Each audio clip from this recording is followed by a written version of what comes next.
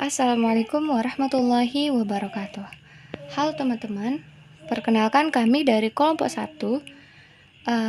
Di sini kami ingin menjelaskan tentang persamaan diferensial linear orde 1. Yang pertama, saya akan membahas tentang pertumbuhan dan peluruhan eksponen. Pertumbuhan dan peluruhan eksponen merupakan salah satu penerapan fungsi eksponen dalam dunia nyata. Pertumbuhan yang dimaksud di sini adalah penambahan jumlah atau kandungan objek tertentu yang teratur setiap periodenya dengan mengikuti barisan geometri. Sedangkan peluruhan adalah lawannya, yaitu jumlah atau kandungan objek tersebut berkurang. Objek yang dimaksud di sini biasanya berupa penduduk, luas tanah, harga barang, mikroorganisme, zat kimia, dan lain-lain.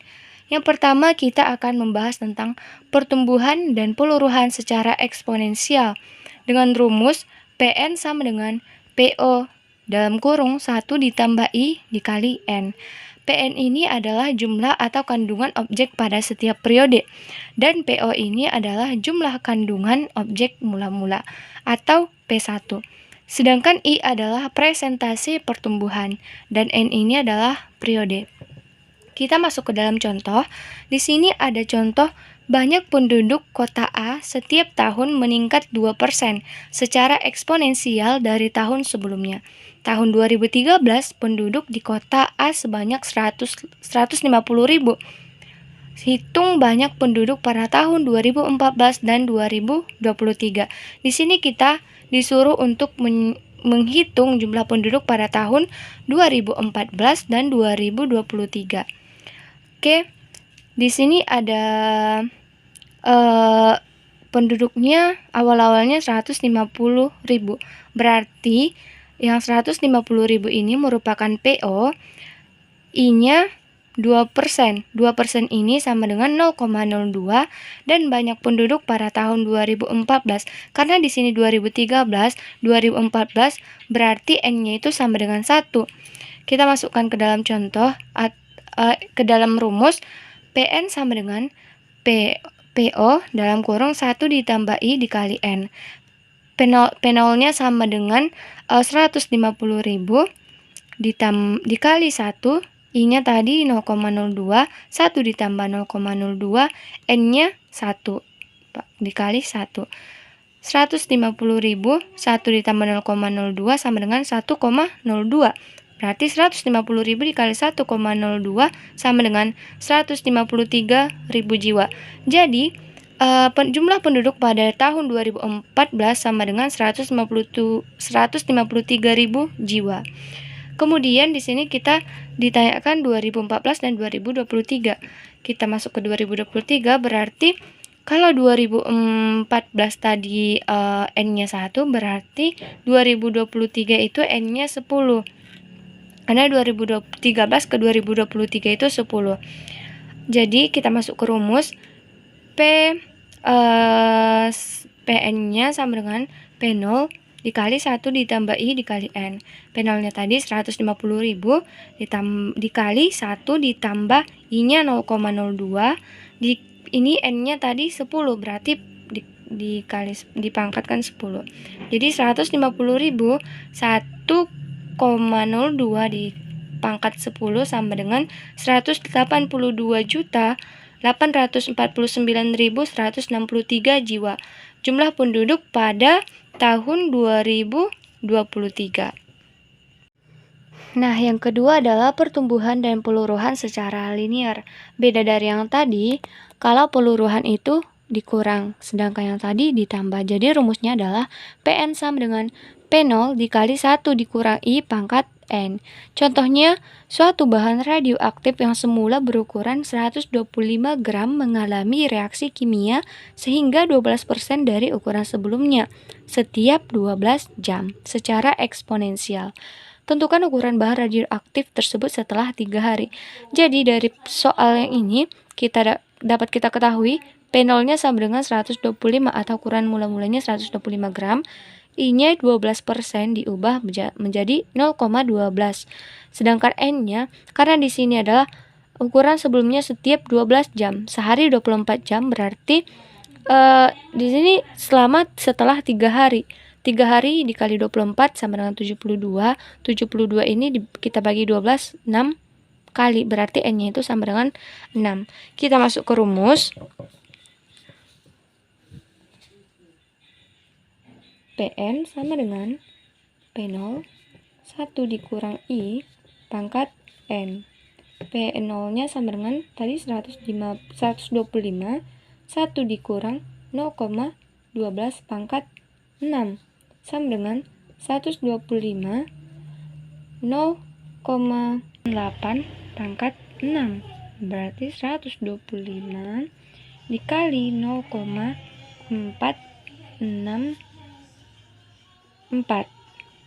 Jadi 58,05 gram. Ini adalah hasil dari PN-nya. Nah, yang ketiga adalah persamaan diferensial linear orde 1. Bentuk umum dari persamaan diferensial linear orde 1 yaitu dy per dx ditambah px kali y sama dengan qx. Untuk menyelesaikan dari persamaan diferensial linear orde baru ini, ada langkah-langkahnya. Yang pertama adalah ubah soal ke bentuk umum. Dan yang kedua adalah tentukan px dan qx. Yang ketiga, hitung integral dari Vx dx. Yang keempat, faktor integrasi, yaitu fx sama dengan eksponen integral dari Px dx. Dan kelima, penyelesaian umum. Penyelesaian umumnya yaitu y fx sama dengan integral dari qx dikali fx dikali dx. Di sini ada contoh soal, yaitu 2 dikali dy per dx ditambah 4x pangkat 2 y sama dengan 2x pangkat 2. Untuk menghabiskan nilai dari 2 ini, kita bagi 2 semuanya. Ini habis, berarti dy per dx ditambah 4x dibagi 2 sama dengan 2x pangkat 2y sama dengan 2x pangkat 2 dibagi 2 berarti x pangkat 2. Jadi ini adalah langkah yang nomor 1, yaitu ubah soal ke bentuk umum. Berarti ini adalah dy per dx nya. Ini bentuk dari px y, dan ini bentuk dari qx. Ini dari rumus yang ini, persamaan bentuk umumnya ini. Kemudian yang kedua, tentukan px dan qx. Berarti px-nya di sini ini 2x pangkat 2 y. 2x pangkat 2 y. Sedangkan qx-nya x pangkat 2. Dan yang ketiga, hitung integral dari fx dx. Integral dari fx dx sama dengan berarti ini integral ini bukan fx, px. Px-nya tadi 2x pangkat 2, berarti integral dari 2x pangkat 2. Integral dari 2x pangkat 2 dx. Kalau integral itu berarti dx sama dengan 2 1 per 2 ditambah 1 x 2 ditambah 1 berarti 2 1 per 3 x pangkat 3. Jadi sama dengan 2 per 3 x pangkat 3. Nah, ini adalah nilai dari px-nya. Yang keempat, faktor integrasi yaitu fx sama dengan eksponen integral dari px per dx.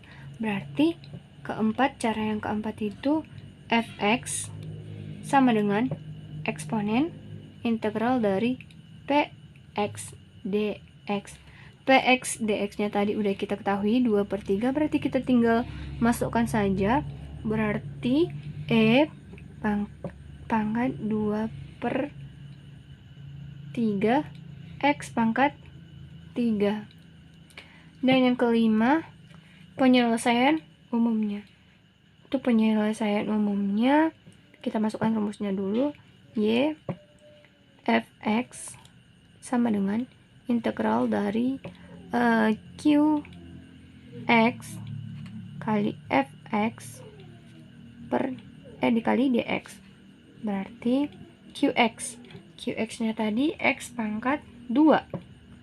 Integral dari x pangkat 2. Fx dx-nya tadi e pangkat 2 per 3x pangkat 3 kali dx. Yang e 2 per 3x pangkat 3 ini kita misalkan dengan u.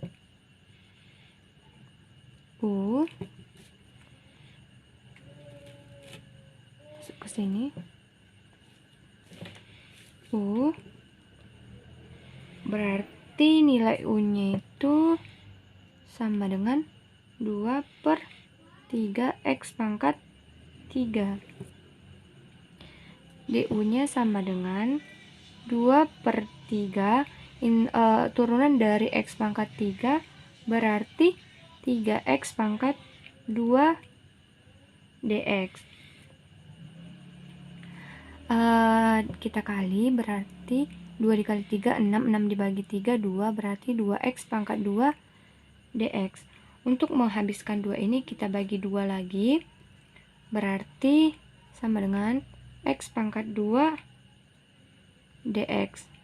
X pangkat 2 dx ini berarti setengah dari du. Setengah dari du ini.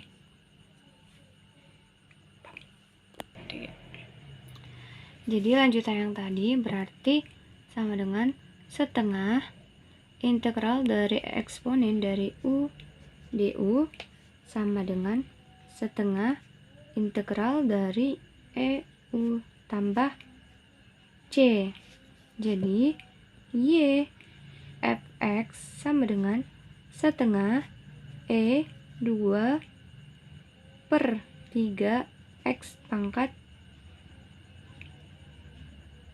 3 y 2 per 3 x pangkat 3 sama dengan setengah dari e 2 per 3 x pangkat 3 tambah c. Y-nya sama dengan ini, kita pindah posisikan, berarti setengah e 2 per 3 x pangkat 3 ditambah c dibagi dengan e 2 per 3 x pangkat 3.